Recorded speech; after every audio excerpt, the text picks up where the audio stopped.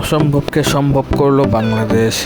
যেই পাকিস্তানকে হারানোর কথাই চিন্তা করেনি বাংলাদেশ, তাদেরকেই হোয়াইট ওয়াশ করল বাংলাদেশ। বাংলাদেশি টেস্ট ইতিহাসের প্রথম দল যারা প্রথম ইনিংসে 30 রানের নিচে 6 উইকেট হারানোর পরেও টেস্ট জিতেছে। আর সেটা সম্ভব হয়েছে লিটন, মুশফিক, নাহিদ রানা ও হাসান মাহমুদের দলগত পারফরম্যান্সের কারণে। টেস্টে একটা কথা সবসময় প্রচলিত, সেটা হলো তুমি আমাকে 20টি উইকেট দাও, আমি তোমাকে টেস্ট জয় করে দেখাবো। বাস্তবে বাংলাদেশ দল এবার সেটাই করলো। পেসারদের দারুণ পারফরম্যান্সের উপহারস্বরূপ এলো অভাবনীয় সিরিজ জয়। সত্যি এই বাংলাদেশ দুর্বার।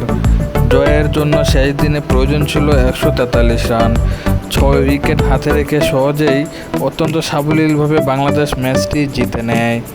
ম্যান অব দ্য ম্যাচ হয়েছেন লিটন দাস ও দুর্দান্ত পারফরম্যান্সের কারণে সিরিজ ছাড়া হয়েছেন মেহেদী হাসান মিরাজ।